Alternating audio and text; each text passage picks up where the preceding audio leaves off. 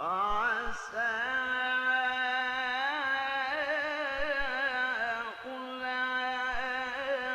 أولئك أن يكونوا من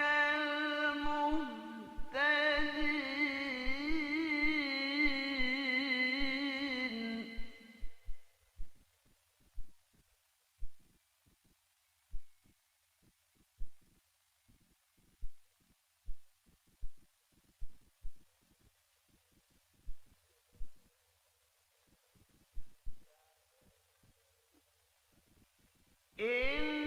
إنما يعمر مساجد الله من آمن بالله واليوم الآخر وأقام الصلاة وآتى الزكاة ولم يخش إلا الله فعسى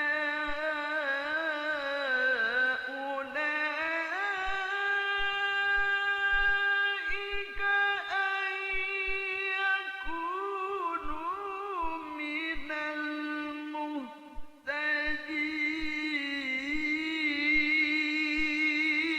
المهتدين.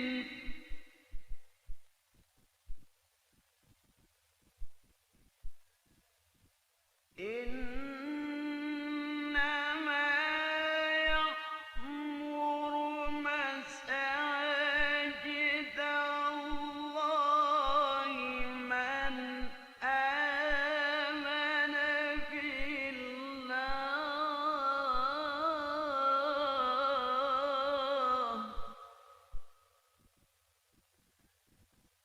من آمن بالله واليوم الآخر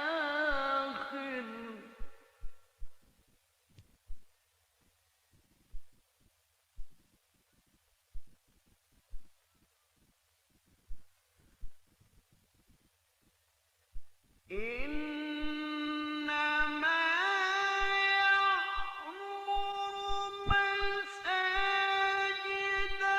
الله من آمن بالله واليوم الآخر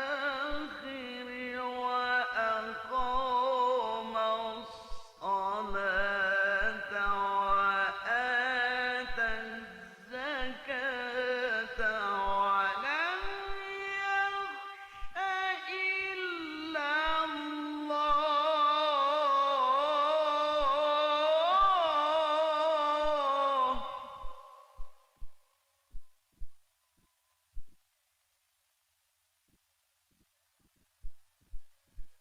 فعسى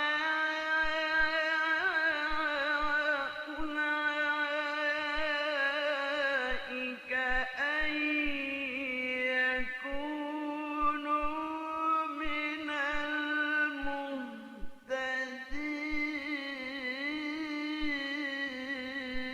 المهتدين.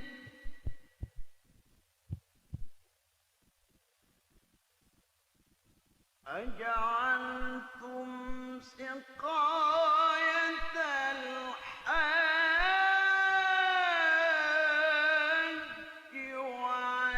وعمارة المسجد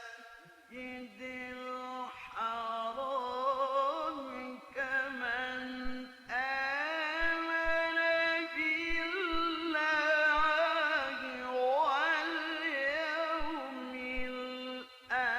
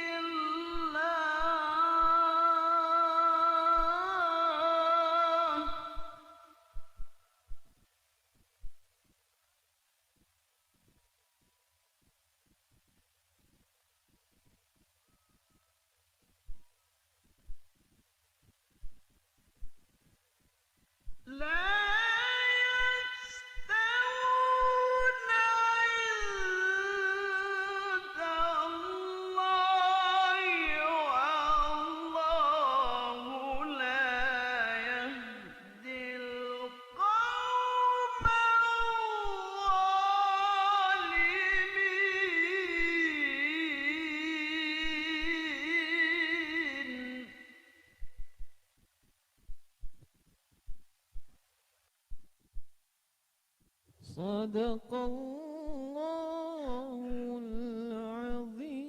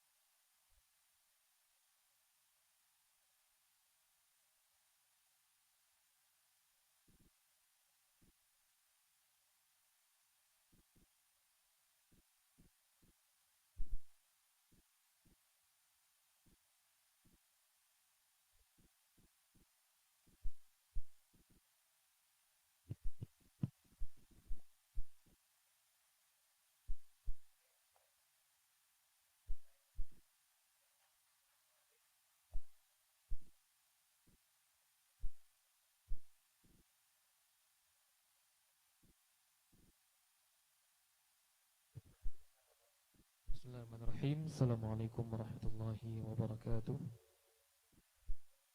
Kami informasikan bagi jemaah yang merasa kehilangan dompet, kami tunggu di sumber suara atau di mihrab. Sekali lagi kami informasikan bagi jemaah yang merasa kehilangan dompet, maka ditunggu di sumber suara atau di mihrab. Terima kasih.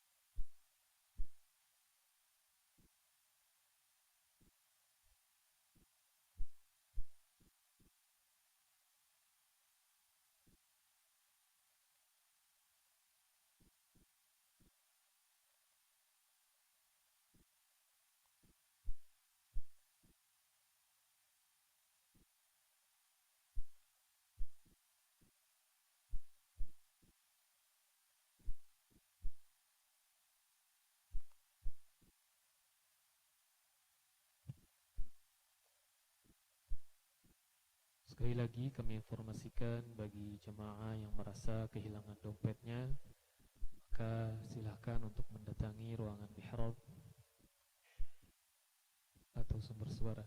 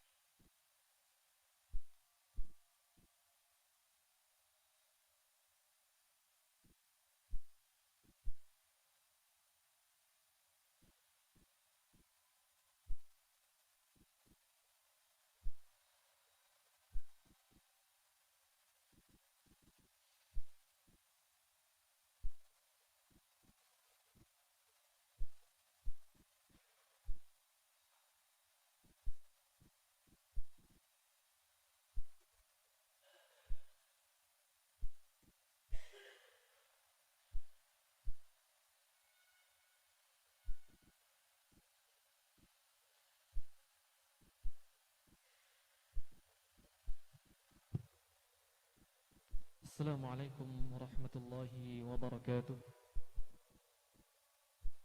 Diberitahukan bahwa azan zuhur pada Jumat kali ini pukul 12:05. Jemaah Al-Furqan rahimakumullah, yang akan bertindak selaku khatib dan imam yang terhormat Bapak Dr. Joni Rahmat Pramudia MSI. Muazin Saudara Fikri Muhammad Azka. Kami informasikan laporan keuangan mingguan kas harian saldo kas tertanggal 14 Desember 2021 sebesar Rp7.434.283. Pemasukan infak Jumat tanggal 15 Januari sebesar Rp4.349.000. Jumlah pemasukan terkumpul sebesar Rp11.783.283. Saldo kas tertanggal 21 Januari sebesar Rp11.783.283. Demikian laporan keuangan mingguan Masjid Al-Furqan UPI disampaikan, dan kami ucapkan ajarakallahu fima a'taita wa barakallahu fima abqaita. Semoga Allah Subhanahu wa ta'ala melangsungkan pahala atas rizki yang telah diinfakkan, dan semoga Allah Subhanahu wa ta'ala memberkahi dan melipat gandakan rizki yang tersisa. Jemaah Al-Furqan rahimakumullah, kami informasikan kepada jemaah untuk senantiasa memperhatikan protokol kesehatan, di antaranya jaga jarak, cek suhu, masuk bilik sterilisasi, mencuci tangan, dan memakai masker. Dan untuk saf dimohon mengikuti saf yang paling depan dan menempati tanda yang telah ditentukan. Selanjutnya kami persilahkan kepada jemaah yang berkenan mengisi dan mengedarkan kotak infak yang telah kami sediakan, serta DKM Al-Furqan UPI menyediakan layanan zakat, infak, dan sedekah digital dengan cara memindai barcode yang tersedia dalam banner dan kotak infak yang disiapkan. Jemaah yang membawa handphone, kami mohon untuk sementara waktu dinonaktifkan handphonenya demi menjaga kekhusyuan ibadah Jumat berjamaah, dan tidak diperkenankan untuk mengeluarkan suara atau mengobrol ketika khatib berkhutbah. Demikian dan terima kasih kepada Bapak Khatib, kami persilahkan. Wassalamualaikum warahmatullahi wabarakatuh.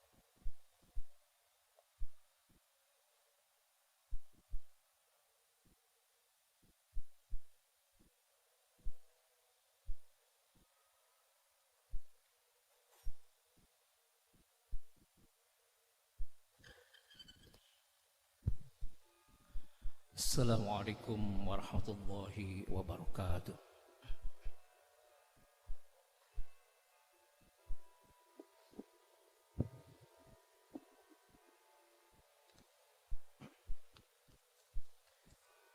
أعوذ بالله من الشيطان الرجيم. بسم الله الرحمن الرحيم.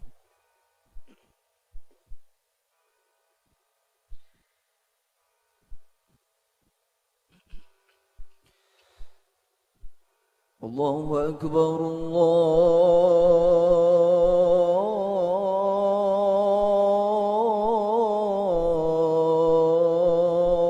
الله أكبر.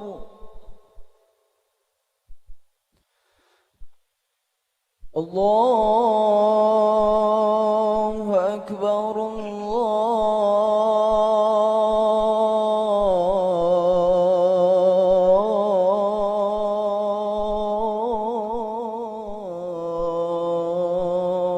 الله أكبر. أشهد أن لا إله إلا الله.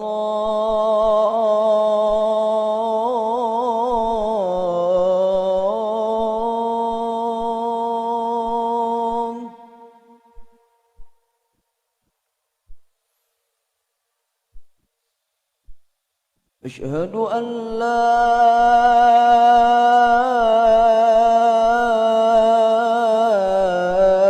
إله إلا الله.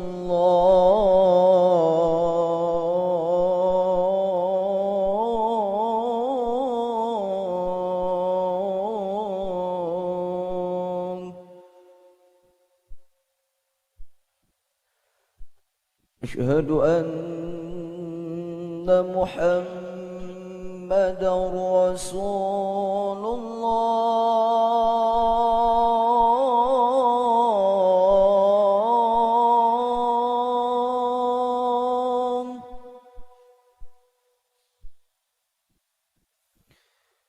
أشهد أن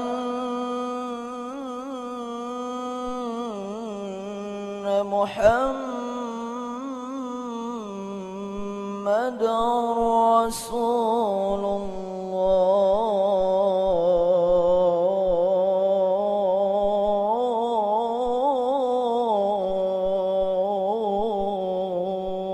الله حي على الصلاة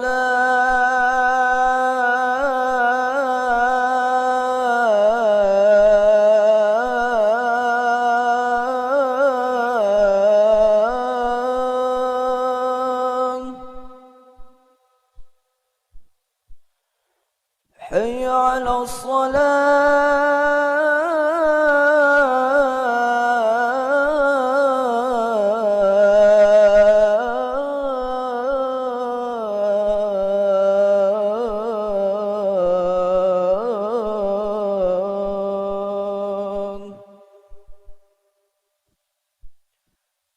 حي على الفلاح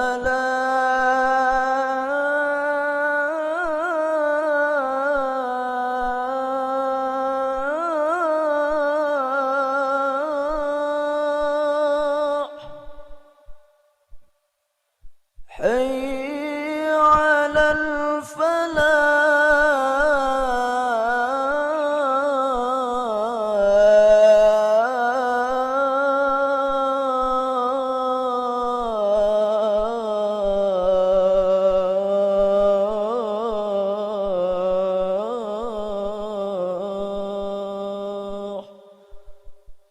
الله أكبر الله أكبر لا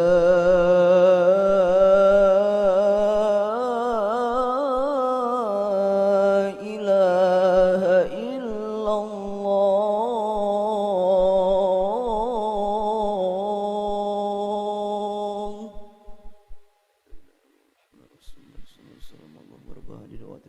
والصلاة قائمة حتى محمد وصلاة فضيلة وشرف ودرجة على رفيع حبة مقام محمود الوعد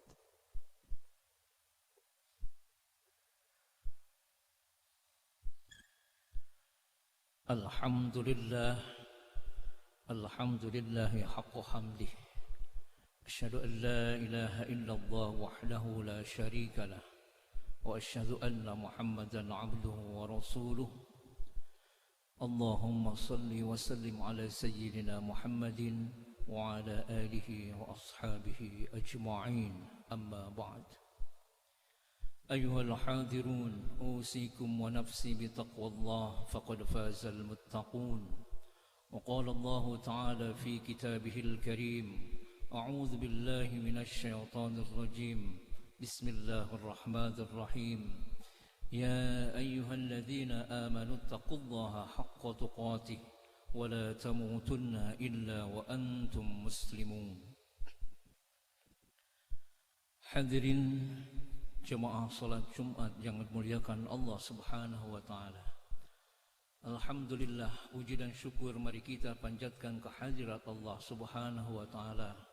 Karena pada hari ini Allah masih membimbing kita untuk melangkahkan kaki kita menuju Masjid Al-Furqan yang penuh dengan keberkahan ini insyaallah untuk melaksanakan salah satu ibadah, yaitu ibadah salat Jumat yang diperintahkan oleh Allah Subhanahu wa taala. Salawat dan salam semoga tercurah limpah kepada junjungan kita Habibana wa Nabiyana Muhammad sallallahu alaihi wasallam, keluarganya, para sahabatnya dan para pengikutnya yang setia hingga akhir zaman.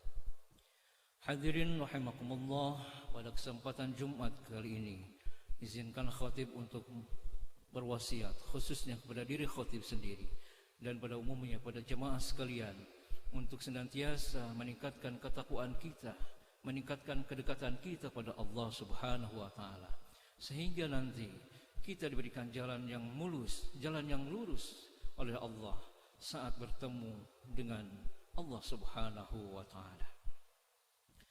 Hadirin rahimakumullah. Al-Qur'an merupakan nikmat Allah yang paling besar, yang paling agung, yang terbesar, yang Allah anugerahkan kepada manusia, khususnya kepada kaum muslimin. Buktinya di dalam surat Ar-Rahman, di mana Allah merinci nikmat-nikmatnya. Maka nikmat yang pertama Allah singgung di dalam Al-Quran. Itu tercantum di dalam surat Ar-Rahman. A'udzubillahi minasyaitonirrajim. Ar-Rahman 'allamal Qur'an. Tuhan yang Maha Pemurah yang telah mengajarkan Al-Qur'an. Di sini Allah menyebut nikmat yang pertama dan utama, yaitu Al-Qur'an. Baru setelah itu Allah merinci nikmat-nikmat Allah yang besar yang lainnya. Dan di sela-sela Allah menggugah nikmat-nikmatnya, Allah bertanya langsung dengan ungkapan, "Fabi ayyi ala'i rabbikuma tukadziban?" Maka nikmat Tuhan kamu yang manakah yang kamu dustakan? Hadirin rahimakumullah, menjawab pertanyaan itu, jin kemudian secara spontan menjawab, "Ma bi syai'im min ni'mi rabbika nukadzib." Tidak ya Allah, tidak satupun nikmatmu yang akan kami dustakan. Mendengar jawaban jin ini, sampai-sampai Nabi Muhammad SAW menegur para sahabatnya, "Mengapa kami tidak mendengar jawaban itu dari kamu seperti jawaban jin?" Jadi betapa jin itu lebih mentadaburi, mencermati isi kandungan Al-Quran secara mendalam. Hadirin rahimakumullah, apabila kita identifikasi dari Al-Quran, apa kita lihat dari Al-Quran, kita kaji dari Al-Quran, apa sesungguhnya bukti-bukti nikmat Al-Quran itu? Allah menyebut ada 3 dalam Al-Quran itu. Yang pertama, kenikmatan Al-Quran atau yang terkandung di dalam Al-Quran itu yang pertama adalah hudal linnas. Al-Quran merupakan petunjuk bagi manusia. Manusia tentu saja sebagai makhluk hidup, makhluk yang memiliki akal, membutuhkan petunjuk untuk kesempurnaan hidupnya. Maka tidak ada petunjuk hidup yang pasti membawa kebahagiaan dunia dan akhirat kecuali atau selain Al-Quranul Karim. Makan saja misalnya, kita perlu petunjuk apa yang harus dimakan, apa resepnya, apa kandungan gizinya, dan seterusnya. Semua perlu petunjuk. Apalagi dalam memandu kita hidup menuju Allah Subhanahu wa taala. Tentu perlu petunjuk yang maha besar, petunjuk yang maha agung, yaitu Al-Quran. Untuk urusan makan saja Al-Quran kemudian memberi petunjuk soal makan. Misalnya, A'udzubillahi minasyaitonirrajim. Ya ayyuhan nasu kulu mimma fil ardi halalan thayyibah. Allah kemudian menegaskan pada kita semua, wahai sekalian manusia, makanlah yang halal dan yang bergizi, yang baik-baik, yang thayyib dari apa yang terdapat di bumi ini. Jadi sudah sepantasnya memang kita memilih dan memilah makanan-makanan yang menyehatkan, tetapi halal juga sekaligus memberikan gizi nutrisi yang baik bagi kita. Makan makanan yang halal tentu saja berimplikasi pada ketenangan jiwa, karena dengan makan yang halal tidak ada yang bisa mengganggu gugat dimanapun, kapanpun kita makan. Berbeda dengan makan makanan yang haram, kita selalu dihantui ketakutan, kegelisahan, takut ada orang yang tahu, yang bisa membongkar aib-aib kita apabila kita memakan makanan yang haram. Hadirin rahimakumullah, nikmat yang kedua yang terkandung di dalam Al-Quran, yaitu yahdi subulas salam. Al-Quran itu merupakan instrumen untuk menunjukkan jalan pada keselamatan. Setiap manusia ingin selamat, pasti itu sebuah keniscayaan. Tidak ada orang yang mencari tidak selamat, mencari satu kehidupan yang buruk, kehidupan yang kemudian bisa mencelakakan dirinya. Bahkan seorang pencuri sekalipun, dia pasti ingin selamat ketika melakukan aksinya. Buktinya ada satu ungkapan, ketika ada seorang pencuri yang lolos, tidak tertangkap, lalu dengan spontan dia membacakan Alhamdulillah, ya, padahal dia mencuri. Jadi merasa senang dan bersyukur kepada Allah karena tidak tertangkap. Itu indikasi bahwa setiap orang dalam kondisi apapun ingin keselamatan yang hakiki. Hadirin yang dimuliakan Allah Subhanahu wa taala, maka petunjuk dari Allah pasti akan membawa keselamatan sekali lagi. Dikisahkan misalnya ibu Nabi Musa alaihissalam waktu melahirkan Musa, dia merasa bingung bagaimana agar anaknya selamat. Mau dititipkan takut, ya, takut ketahuan. Lalu kepada siapa juga menitipkannya? Karena pada saat itu suasana semua mencekam karena Fir'aun berikan instruksi bahwa setiap orang yang melahirkan bayi laki-laki maka bayi itu harus dibunuh. Itulah kondisinya. Sementara ibu Nabi Ibrahim baru saja melahirkan bayi seorang laki-laki, Musa, ya maaf. Disembunyikan juga tidak bisa, susah. Yang pasti harus ada ikhtiar. Dan di saat kebingungan itu, Allah kemudian menunjukkan jalan keselamatan. Di saat ibunya bingung, turunlah wahyu yang memerintahkan agar bayi itu dimasukkan ke dalam peti. Lalu peti itu dilemparkan ke sungai Nil. Ibu Musa merasa bingung, bagaimana mungkin bayi kecil bisa selamat apabila dilemparkan ke sungai Nil. Apabila tinggal juga di dalam peti itu, tentu saja dia akan hanyut ke laut dan bermuara sana. Meloncat dari peti pun tidak mungkin. Orang bayi masih kecil dan belum bisa apa-apa. Hadirin rahimakumullah. Tetapi ibu Musa, ibu Nabi Musa merasa yakin, hakul yakin, bahwa ini adalah petunjuk wahyu yang pasti akan membawa keselamatan. Akhirnya dilemparkanlah bayi yang ada dalam peti itu ke sungai, dan ternyata peti itu menyangkut di depan rumah Fir'aun yang rumahnya menghadap ke sungai Nil. Hadirin rahimakumullah, istri Fir'aun kaget, kok ada peti mati, hanyut. Ketika dibuka peti tersebut ternyata ada seorang bayi mungil yang lucu. Kemudian diambillah bayi itu dan dibawa ke Fir'aun sambil menyarankan agar bayi itu tidak dibunuh. Al-Kisah Fir'aun pun setuju, bahkan menjadikan Musa sebagai anak angkat karena kebetulan Fir'aun tidak memiliki anak pada saat itu. Kemudian dirawatlah Musa kecil di istana dan selamat dari kekejaman Fir'aun, semua atas petunjuk Allah. Kemudian di saat Musa mau menyusu, dia menangis terus. Kemudian dicarikanlah beberapa ibu yang sedang menyusui saat itu. Tetapi dicoba untuk menyusui Nabi Musa. Tidak ada satupun yang cocok karena Musa tidak mau menyusu pada sembarang orang. Allah Subhanahu wa taala berfirman untuk menandai bahwa apa yang terjadi pada saat itu merupakan sebuah kebenaran. Wa harramna 'alaihil maradi. Kami tahan Musa untuk tidak mau menyusu kepada siapapun. Itu ada dalam surat Al-Qasas ayat 12. Hadirin rahimakumullah. Kemudian singkat cerita, diiklankanlah, diumumkan kepada publik, kepada khalayak. Siapa yang sanggup menyusui bayi kecil itu, bayi Musa itu, maka akan memperoleh hadiah yang besar.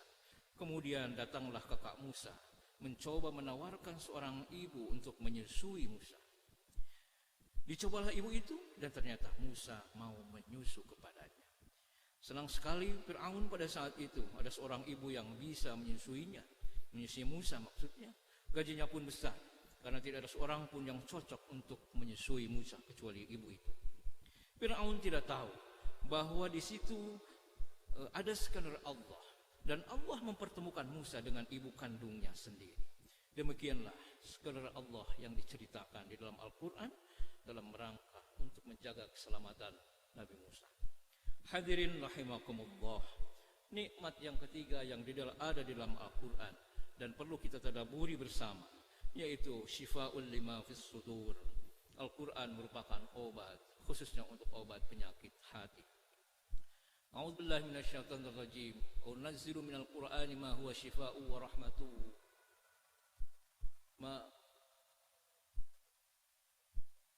Wa nunazzilu minal Qur'ani ma huwa syifaa'un wa rahmatun lil mu'minin wa la yazidudz zalimina illa khasara.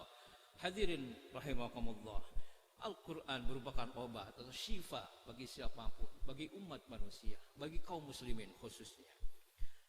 Al-Quran memang mengungkap ada penyakit fisik dan ada penyakit hati. Al-Quran itu kemudian juga menjelaskan bagaimana solusi untuk mengobati khususnya penyakit-penyakit hati. Penyakit hati yang dimaksud adalah penyakit-penyakit psikis seperti rasa malas, misalnya kikir, kejam, pedit, ya. Demikian juga takabur, riya, ya, hasud, iri dengki dan sebagainya, dan semua penyakit-penyakit hati yang lainnya. Penyakit hati inilah kemudian yang oleh Allah ditunjukkan jalannya. Al-Quran merupakan instrumen, wasilah untuk bisa mengobati penyakit-penyakit hati itu. Di dalamnya ada resep-resep yang mustajab, resep-resep yang luar biasa, sehingga Al-Quran itu bisa memberikan petunjuk bagaimana cara mengobati rasa malas, bagaimana cara mengobati sikap kikir, sombong, dan penyakit-penyakit hati yang lainnya. Hal ini dibuktikan secara historis misalnya. Pada saat para sahabat waktu itu bergaul, berinteraksi dengan Nabi Muhammad SAW, bisa dilihat bagaimana sikap dan perilaku para sahabat pada saat sebelum dan sesudah berinteraksi dengan Nabi Muhammad SAW.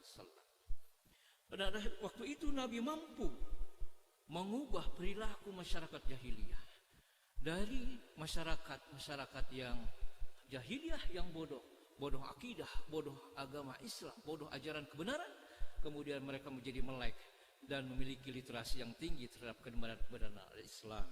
Karena itu merupakan bukti keberhasilan pembinaan ala Nabi yang berbasis pada Al-Quran.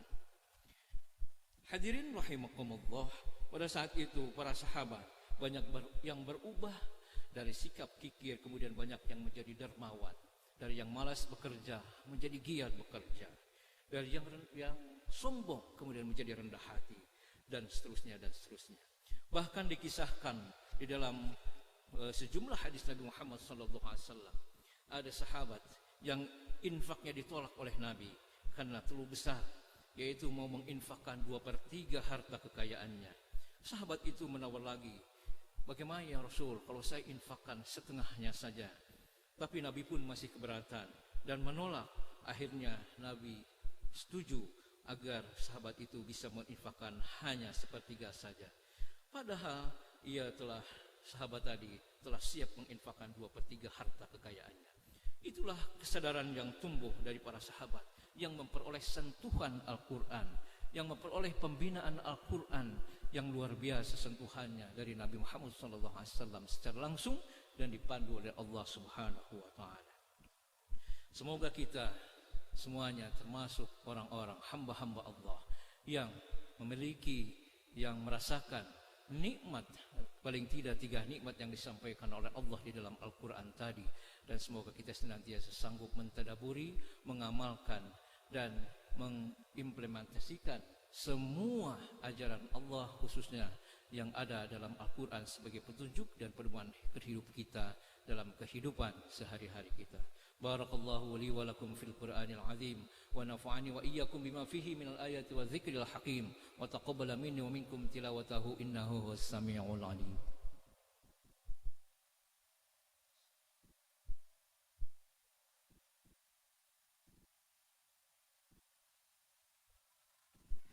Alhamdulillahilladzi hadana lihadza wa ma kunna linahtadiya laula an hadana Allah. Asyhadu an la ilaha illallah wahdahu la syarika lah wa asyhadu anna Muhammadan 'abduhu wa rasuluh. Allahumma shalli wa sallim ala sayyidina Muhammadin wa ala alihi wa sahbihi ajma'in. Ayyuhal hadirun ittaqullaha haqqa tuqatih wa la tamutunna illa wa antum muslimun. Wa qala Allah ta'ala fi kitabihil karim, a'udzu billahi minasyaitonir rajim, wa nunazzilu minal qur'ani ma huwa shifaa'un wa rahmatun lil mu'minin wa la yazidudz zalimina illa khasara. Hadirin rahimakumullah, pada khutbah yang kedua ini khatib mengingatkan kembali agar kita senantiasa mampu mendekatkan diri kepada Allah dengan terus mengkaji, mentadaburi dan mengamalkan Al-Quran sebagai petunjuk hidup bagi kita semua, sebagai pedoman hidup dalam bekerja, dalam memperoleh amanah jabatan, dalam kehidupan sehari-hari, dalam berinteraksi, bersosial di masyarakat, di dalam memangku tugas-tugas sebagai dosen, sebagai pendidik, maupun sebagai tenaga kependidikan, juga sebagai mahasiswa maupun sebagai anggota masyarakat. Mudah-mudahan Al-Quran itu akan senantiasa menjadi nur, menjadi cahaya yang memandu kita untuk menuju kepada keridhaan Allah Subhanahu wa taala. Inna Allaha wa malaikatahu yusalluna 'alan nabi ya ayyuhalladzina amanu sallu 'alaihi wa sallimu taslima. Allahumma salli wa sallim ala sayyidina wa habibina wa syafi'ina wa karimina wa maulana Muhammad sallallahu alaihi wasallam. Tabaraka wa ta'ala an kulli sahabati Rasulillah ajma'in. Amin amin ya Allah ya rabbal alamin. Hamdan na'imin hamdan syakirin hamdan yuafi ni'amahu wa yukafi mazidah. Ya Rabbana lakal hamdu wa lakal syukru kama yanbaghi li jalali wajhikal karim wa 'azimi sultanik. Allahumma ighfir lil mu'minina wal mu'minat wal muslimina wal muslimat al ahya'i minhum wal amwat innaka sami'un qaribun mujibud da'awat wa ya qadiyal hajat. Allahumma iftah 'alaina futuhal 'arifin warzuqna fahman nabiyyin wa alhiqna al malaikatil muqarrabin birahmatika ya arhamar rahimin. Allahumma arinal haqqa haqqan warzuqna ittiba'ah wa arinal batila batila warzuqna ijtinabah. Allahumma faqihna fid din wa 'allimna ta'wil wahdina siratal mustaqim siratal ladzina an'amta 'alaihim minan nabiyyin was-siddiqin wasyuhada'i was-salihin wa hasuna ulaika rafiqa. Allahumma rabbana taqabbal minna innaka antas sami'ul 'alim wa tub 'alaina innaka antat tawwabur rahim. Rabbana atina fid dunya hasanah wa fil akhirati hasanah wa qina 'adzaban nar wa adkhilna jannata amal abrar ya aziz ya ghaffar ya rabbal alamin. Ibadallah, inna Allaha ya'murukum bil 'adli wa ihsan wa ita'i dzil qurba wa yanha 'anil fahsya'i wal munkari wal baghi ya'idzukum la'allakum tadhakkarun wa la dzikrullahi akbar. Aqimus shalah. Allahu akbar Allahu akbar.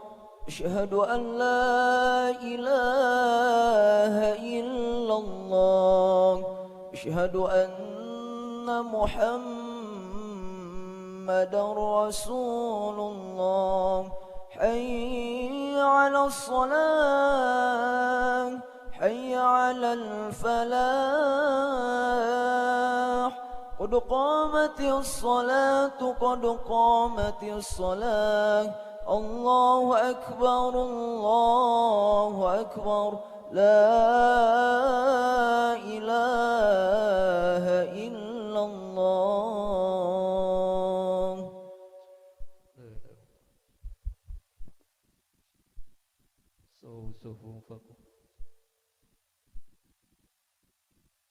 Mohon diluruskan safnya, kita mengikuti rambu-rambu yang sudah disediakan.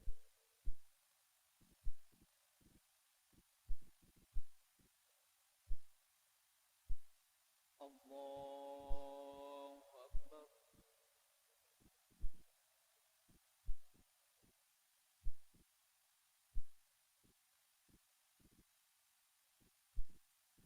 Bismillahirrahmanirrahim. Alhamdulillahi rabbil alamin. Ar-Rahmanir Rahim. Maliki yaumiddin.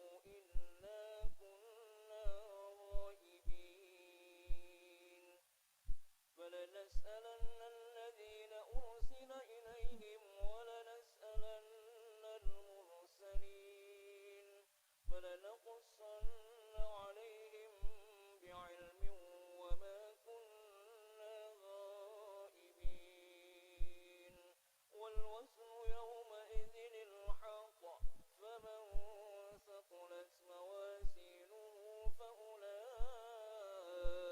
هم المفلحون ومن خفت موازينه فأولئك الذين خسروا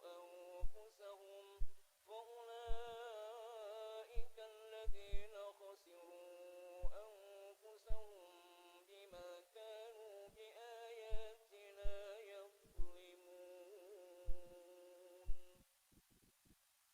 الله أكبر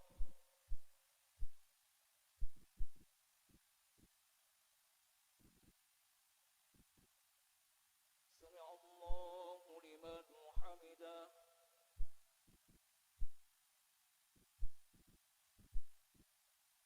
الله أكبر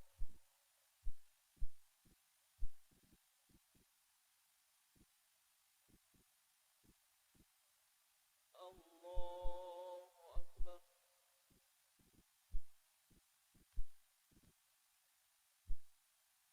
الله أكبر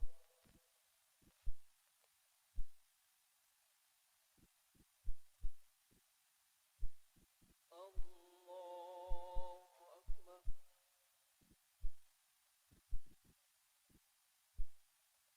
بسم الله الرحمن الرحيم الحمد لله رب العالمين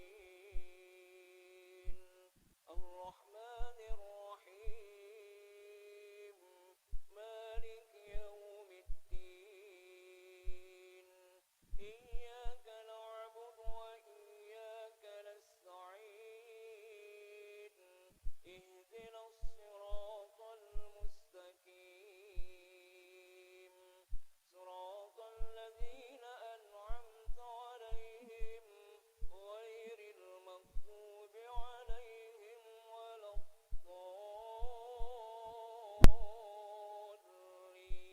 الضالين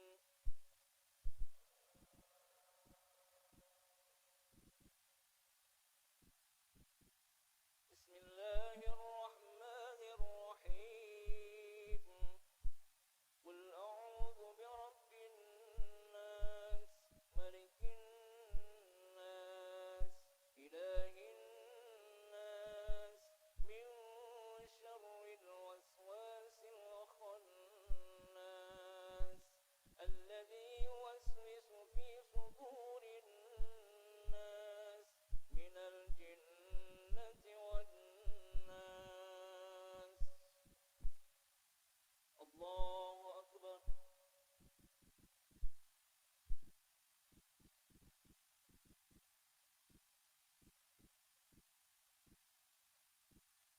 سمع الله